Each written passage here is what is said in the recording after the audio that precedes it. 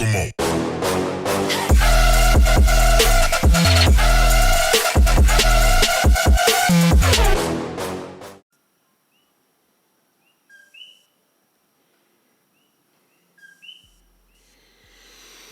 Aloha everyone, welcome back to the channel. Subscribe if you're new, otherwise check it out. I got a short guide here, a brief guide.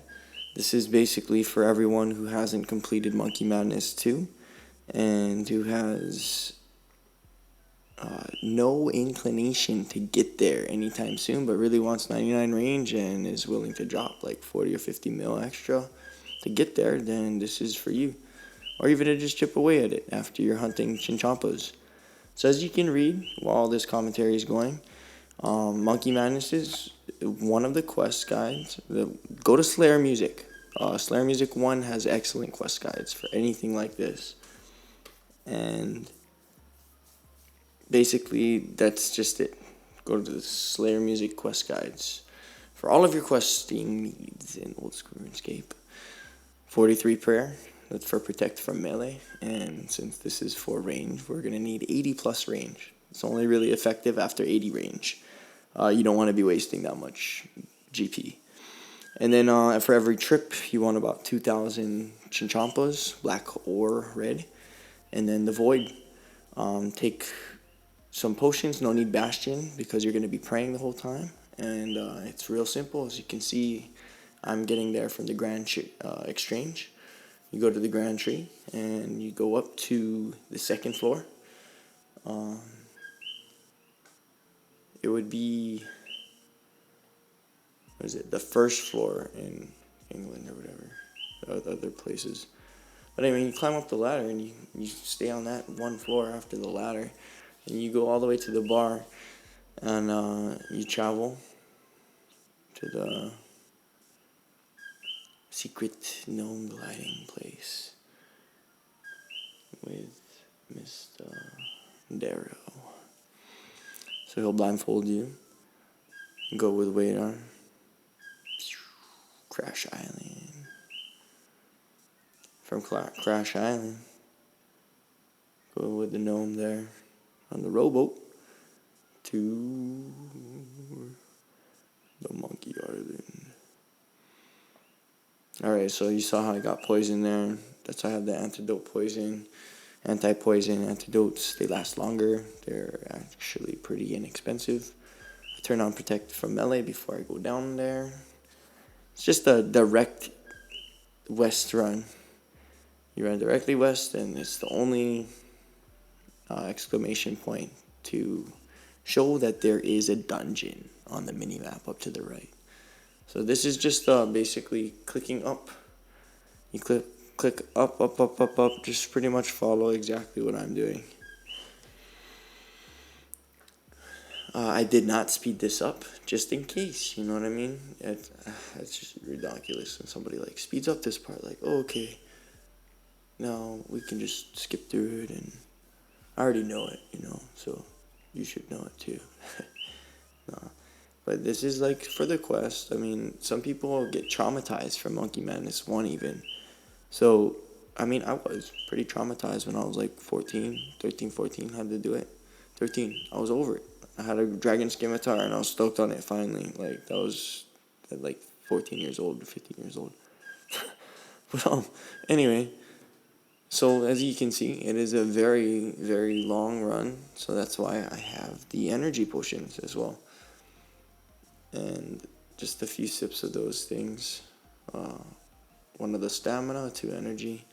So you'll see people always trying to train in the first areas there. There's the first opening. Here's the second cavern.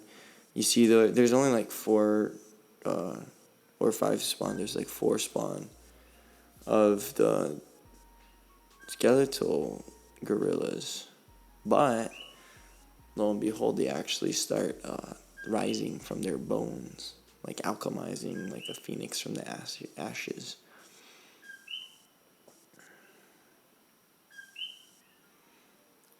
Alright, so I finally made it to the end over here. This is the end area. I'm trying to drag just some extra ones over here, but whatever, you know. the more the merrier for this one. So I got all 4 of them there. But I was just making sure, as well, as you'll see. I'm going to run over around the bend just to make sure. You can never be too sure. You don't want to just be spending 15-20 minutes and losing out on a whole entire extra spawn, because that's like 3 extra skeletal gorillas or whatever, or 2 at least. I know for a fact it's at least 2, because they'll double in amounts. So the first ones, it might feel like you're not getting the experience that everyone broadcasts and advertises and raves about, and that's because you got to work for it for a little while. So you got to kill off the first 4, completely use up your chinchampas for it. Yes, it's worth it, because it'd take a while for like a blowpipe or something, but you can bring a blowpipe or something like that to get these first ones started. But you saw how that they just basically turned back into skeletons from the bones there. And now watch, I will angle the screen from the direction in which the ones that we killed would naturally spawn, would respawn. And so, as you'll see, I'm ripping through these things, because it's like 96 going on 97 range is really sweet. And so as you can see, I am underneath the that arch. I'm always underneath one of the arches and avoiding the spikes. If you haven't read that by now, just notice, because I'm also doing that, avoiding these things. It's not that treacherous like demonic gorillas or anything like that. It's actually a pretty chill, kick back, laid back way of getting 99 range and not having to worry too much about getting different spawn patterns and whatnot. So here we are. I didn't want to spend too much extra time with this clip, so I just ran over there, made sure that there's no extra skeletal gorillas. No one ran through and got some trapped over there or something. So I was like, all right. So here we go. I just basically side click, click to the side, and one tile straight up, not right onto the spike trap. There's that one tile there that you will always want to get back to. And they'll just keep respawning, and you'll just continue to want to click right in the middle of the bunch of them, right into the group. The span, the area of damage is like a 3x3 square for the red chinchampas, black chinchampas. And of course, black chinchampas will be way more experience.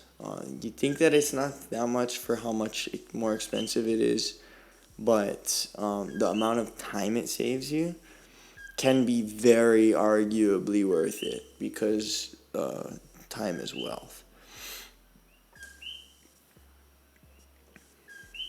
Well, here we are. We're getting to like more of the climactic part of this pretty brief guide, actually, because once you get it, you go out there and you learn it. Sometimes people will like to bring a ring of life or something like that, but just in case they lag or something, like, the gorillas will not kill you automatically. A ring of life will usually save you more often than not. So here we are. I finally got all of them all spawn up perfectly, and that's how you do it. And that only took like 5 to 7 minutes.